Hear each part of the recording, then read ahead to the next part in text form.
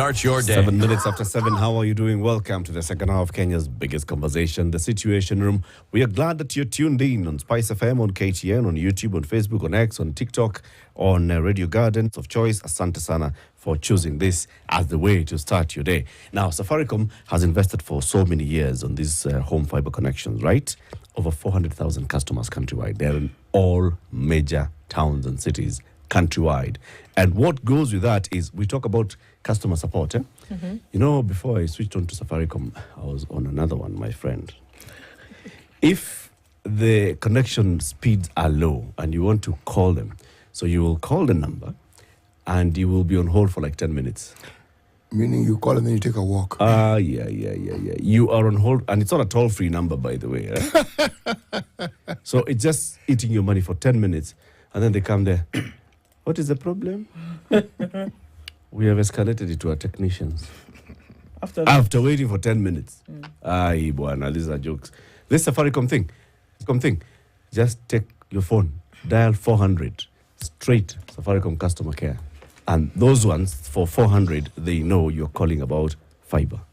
And so they're directly talking to you. If the number is registered, they don't even ask you, oh, they're like, hi, Eric, how are you doing? So what's the problem today? Ta. Okay, just stand right there. Let me restart the router for you. Let's see the speed. Let's see. I believe now it's working. Is it better? Yes, fine. I can see you have connected several gadgets. Maybe if you reduce the number of gadgets, let's see. It works. You know, customer support at its best, 24/7. And the other thing about them, Safaricom, is if you're moving, people move, but you are in this estate, you're moving from this house to the next house, and you have your Safaricom home fiber installed. Mm-hmm. You just tell them, 400, Nahama, unaenda wapi? Usimkuja niwaambie. They will come, they will take that installation, you move, they'll install to your new house. Free of charge. Free. Free bwana. Ulisema watu wanaitwa nani? Safaricom. Okay. Wale okay. Home fiber. Right? Si wale wengine. Okay. Hawa. And what they've now done is they've increased their speeds. So if you are on whatever package, there's actually extra speed. Say you're on the 2,999 package per month. That's called the bronze package. You have been on the 10 Mbps speeds. Now they have automatically ramped you up to 15 Mbps. Automatically. You don't even need to apply. Those ones of you dial star what to move, to migrate yourself, and then go to afyayangu. No. Automatically migrated. If you sign up today as a fresh customer, you automatically get 15 Mbps for bronze, 2,999. If it is silver, 4,100. You've been on 20 Mbps. Guess the new speeds. 30 Mbps. Increase. Like that. If you're on gold, 6,299. 40 Mbps. Now the new speed is double. Double of 40 is what, City? 80. 80 Mbps. Just like that. Automatic. Automatic. Oh. Automatic. How do you sign up to Safaricom Home Fiber? Star 400 hash. And then you can select the package that you want. Really easy. And, it's really by the end of that transaction, you're all set up for people to come and install your thing and get on it, whether it's for work, whether it's for play. Safaricom Home Fiber doing it better for you every day. Yeah. We love things at work. We hatutaki pressure and stress kwa hii maisha. There are already too many things, right? So you want an easier life, and that's why also Loop comes in. Easier life. What is Loop, City? Actually, it's an app that is beyond an app because it doesn't just cater for one need. No. It caters for a lifestyle. If you're somebody who likes ease of service, if you're somebody who likes promptitude in your service, if you're someone who wants reliability, then I think you are a ready candidate for Loop. Because Loop enables you to have all that. And it's all in one. All in one. All in one, everything I have said. All those things, you'll find them there. Yes. And to prove me right, this one there's no option. To prove me right, all you need there's no right or wrong. To prove me right, all you need to do is download the app. Download the app. That's it. And experience it. Yes. And experience it. Evil too. All right. Our guest for the next 1 hour is an advocate of the High Court of Kenya and Tanganyika, Professor Patrick Lodge Otieno Lumumba. Hello, good morning. Good morning. How are you? I'm well. Good to have you back here. Thank you very much. I said we have to find out why advocate of the High Court of Tanganyika. Why do you have to include it there? I thought it was like automatic when you're an advocate of High Court of Kenya, then you can be admitted to the bars of Tanzania and Uganda. And No, you've got to be specifically admitted to the bar of Tanganyika. Remember, Zanzibar has a different bar. So it's not automatic. It's not automatic. No, not at all. So a Kenyan advocate cannot just go and practice. Does not in have Tanzania. right of audience in the courts of Tanganyika. Okay. Unless they are admitted as such. Did you have to sit a bar exam in Tanganyika? What happened at that time is that you had to have an interview with the Chief Justice.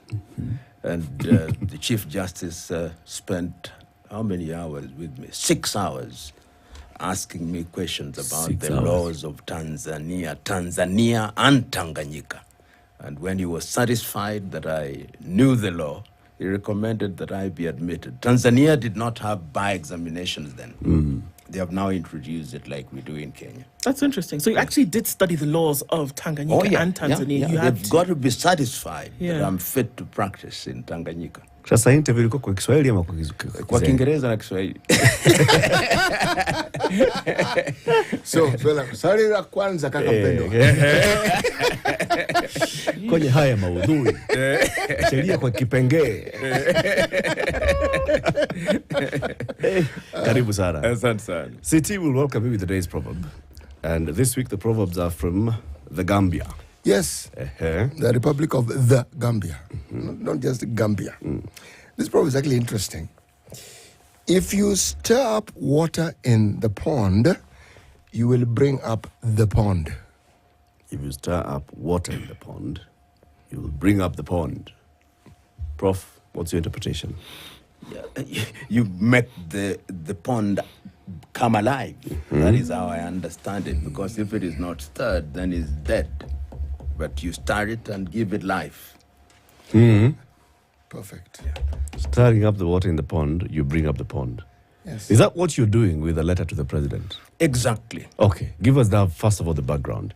You have written a letter to President William Ruto. What about and why? It is the civic duty of a patriotic citizen to be involved in the affairs of his or her nation. I observe our nation on a daily basis, and I'm worried. I'm worried that we are on the wrong path. And the buck stops with the President of the Republic of Kenya. And that is why I chose to write to him to raise the critical issues. And remember, in that letter, I remind him that I did write to you on the first day of March.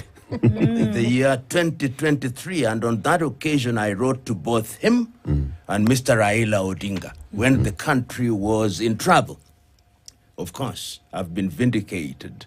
What I did suggest is what came about. The two gentlemen have entered into a rapprochement, and they are singing all the way to different places. But not for the benefit of the nation. There you go. Because things have gone south, in my view, and they continue to go south. And it is our duty to remind the president that you took an oath to serve your country. Your country is unhappy. That was the genesis. Has it been received? Oh, of course, the letter was received. I have a signed copy. It was delivered at his office in Arambe House. Okay. And it was received. Do you expect a response from him? I don't. You My expect? experience with African heads of state, except 3, they never respond. And I write to quite a number of them. The late John Joseph Pombe Magufuli used to respond to letters. Yoweri Kaguta Museveni responds to letters. Paul Kagame responds to letters. And I must also remember that Chakwera of Malawi does respond to letters. But Kenyan presidents, and I've written to all of them except Jomo Kenyatta, never respond to letters. So even last year's letter was not responded to? No, was not responded to. Okay. In this letter, You tell the president a number of things, of course, reminding him about last year's letter and telling him what you felt then. And then you say it's common knowledge that the political rapprochement rode in the crest of protest by a segment of young Kenyans, Christ and Gen Z, in the month of July, during which they dramatized their dissatisfaction with the finance bill and the performance of your administration in several key areas. In response to their popular demands, you returned the finance bill to the National Assembly with all provisions deleted and dissolved your cabinet, which has now since been reconstituted in partnership with ODM. Your Excellency, your actions notwithstanding, and as I write, the National Intelligence Service will have informed you that there is a circulation of a lamentation about Kenya titled "Cry, My Beloved Country." And you quote that "Cry, My Beloved Country." What circulation is this, PLO? You know, somebody sent me that particular poem, if you may, crying about the country. And if you read that poem, the individual is listing a number of concerns. Yeah. This is our country where governors and others are looting. This is our country where things are not happening in the right way. And you cannot fault all the issues that are raised there. And the gentleman is saying, but even when this is happening, there appears to be no positive response. It is business as usual on the part of the political class. Look, for example, at the finance bill.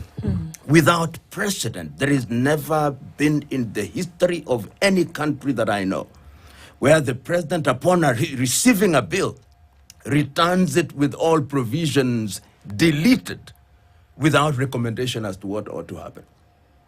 We are now back again. The finance bill will be back with a bang. Cabinet reconstituted, and the individuals whom we thought would leave cabinet are back there. And in fact, when they are being vetted, they tell us how much they have raised or made in the last 2 years. Personal fortunes have increased, but the fortunes of the country have dwindled. These are concerns, and yet we are not angry as Kenyans. So that what the Gen Z did was to scare the political class for only a short while. And after they have entered into this alliance with the president, has entered into this alliance with Mr. Raila Odinga, he now feels that he has settled the political temperature because by doing so, he has ethnicized the politics of the country. And in his mind, I think, neutered the movement of the young people. So you can do whatever you want. And this is not without precedent. We have seen it. We have seen it with the President Moi. We have seen it with the President Kibaki after 2008. We have seen it with President Uhuru Kenyatta, and now with President Ruto. If you remember, during the campaign, the president said, I will not allow myself to enter into any engagement with Raila Odinga. Yeah. Bonapilo, I hear you. Bonapilo, there's something you've said, and I think it's interesting, that when you look at the unfolding of events, you've said that Kenyans are not angry. Kenyans are not angry, and that's why you don't see what any kind of action. The Gen Z protest did quite a thing in terms of putting a fork in the road in terms of where folks are going to go. But you've gone ahead to say that Kenyans are not angry. What would you see if Kenyans were? If Kenyans were angry, Kenyans would sustain the protest. The middle class would sustain the protest in an organized manner. And we saw this in Sudan. When the middle class, the doctors, the lawyers, the business people, the engineers came to the street, until Omar el-Bashir left office. We saw this in Bangladesh until Sheikh Hasina ran away and the entire cabinet ran away. We are not saying that they ran away or leave office. We are simply saying until they respond positively and do the things that are in the interest of the nation. But Kenyans very quickly become ethnic. I saw, for example, when a few individuals were appointed into cabinet from Nyanza, When you are in some of these forums which are ethnic, a number of the individuals from the Luo community are now saying, we now control the treasury. The money is now kept in Homa Bay. We are happy now. And you cannot run a nation on the basis of giving pride of place to primordial ethnic instincts. You soon divide the people. You hold homecoming parties and celebrate, and he who was the devil becomes the angel. And the anger is only as far as your political kingpin has not had his need satisfied. Once your political kingpin has been taken care of, then we all say, hallelujah, it is well with us. And that, I think, is one of the most unfortunate things in the Republic of Kenya. And if you hold a different opinion, like I tend to do, you can become the enemy. Indeed. You become the enemy. But these same Kenyans, the people that you speak of, for whom, again, are sovereign, still have issues that are supposed to be taken care of, which to an extent are not. It's the same Kenyans that you say hold up the tribal position as sacrosanct, but still are suffering very many things. Education in the doldrums, healthcare. I mean, it's obvious what's happening with healthcare today. We have an infrastructure that could do with a good kick in the pants, if you know what I mean. But still, we hold this positioning or this ethnicity or this tribalism at a higher regard than livelihood. Do we? You know, my sister, there's something that we call the Stockholm Syndrome, where he or she who has been captured begins to love the captor. And this is the situation with Kenyans, that the politicians insult, abuse, and humiliate them on a daily basis. But somehow, they are quick to defend them. You've talked about the health sector now. See what is happening. But somebody is going to defend. I listened to the minister for the time being in charge of the health docket. She appears to be completely clueless. But Yes. if you wanted to remove her from office today, her tribesmen and women will come and say, that is our daughter. I saw the case of the acting commissioner, IG, who literally disobeyed court orders. And people are saying, but he's from our tribe. And this happens, and I always remind myself this, that when a country is hurtling towards its destruction, then even when God himself reasons with their leaders and the people, they think God mad. They sacrifice at the altar of ethnicity to the detriment of the nation. So they are complicit in all these. But if people are angry and they want the right things done, then they will insist that the things be done. And I want once again to remind all of us of what happened in Bangladesh, which was after the Gen Z protests in Kenya. They were so dissatisfied with the Sheikh Hasina government, and they were disciplined. They went to her palace. She was airlifted to India. The ministers have all run away, and then they appointed somebody to be in a caretaker position because they were angry and they know what they want. Kenyans know what is wrong. But when it comes to tribe, somehow we give it a pride of place. And that is why the country continues to underachieve. That is why we are not running a democracy. We are running a kakistocracy, a government of our very worst. I listened to some of the lady talking about the impeachment of the Kericho governor, and I said, this is our leader, can barely make sense and articulate an issue, and yet those are the individuals whom we prefer because they have an explained wealth, because they come from our tribe, because they come from our clan. The foundation is wrong. PLO, the common thread in everything you've said appears to be not only an accommodation, but an acceptance of impunity. Yes.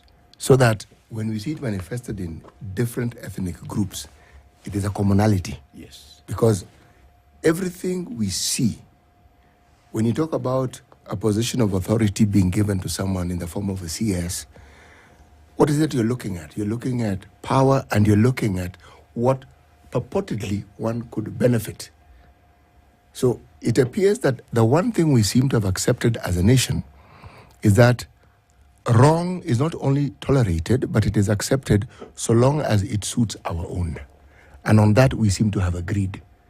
Because it's the same issue every time you hear of a governor, either expecting, anticipating, or there's a threat of impeachment. There are always people who support that individual. There are always people who don't. And everything that is complained about has to do with how it is. They have a complete and total disregard for what we know as what is right, or as what is in the Constitution.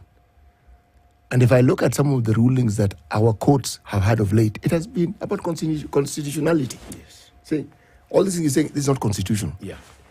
So if it isn't constitutional and people have been doing it, NGCDA, for instance, right now, Yes. it's not the first time. This thing has been in the courts, and the courts has pronounced itself several times. But again, there's a hue and cry about it. How on earth do we cure this disease that seems to have taken root? We seem to have determined as a nation that we will disregard what is right. You know, City, you are so right that in this country, the truth depends. It depends on which tribal affiliation you are talking about, and that is relevant. And that is a tragic thing. If you look at even the whole fight against corruption, if you arrest anybody, they say he is a thief, we know, but he's our very own. And therefore, he's our thief, and therefore he or she ought not to be punished. And it's because the foundation is wrong. I always remember Mwalimu Nyerere saying this very eloquently, saying that when a nation is bankrupt of ideas, then they sacrifice at the altar of ethnicity or religion.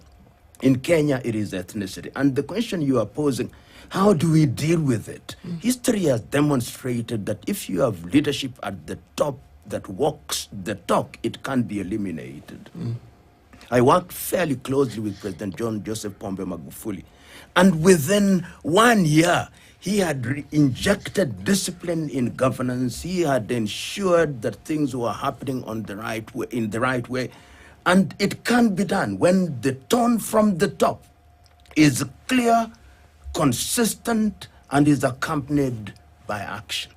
But when the tone from the top is not clear, or one says with one side of the mouth what is right and does completely the wrong thing, then the people know that this is just but a joke. Now, occasionally when I see individuals who are delivering speeches on the national scene, and I don't even listen keenly to those. I wait for them at funerals in their rural settings, when they now descend into their factory setting and listen to what they say. I listened to one of them who was speaking in Nyanza, and is from the Kalenjin extraction. And this is a senior government official saying, we are Nilots, and this is our time to organize against other communities. You are senior government official. You are talking about your Nilotness. You are not talking about the Republic of Kenya. How can it be repaired? We must, as a country, take a solemn vow. Look even at the professions. If you go to lawyers, we are now organizing ourselves around ethnicity. Kisis have their own association, Luos have their own, Kikuyus have their own, Kambas have their own. What is the role of the Law Society of Kenya? Why do we descend into these ethnic outfits? But we do, and we don't apologize. And as long as we follow that path, the country will ultimately pay. And it can pay very dearly. If you doubt me, ask the Somalis.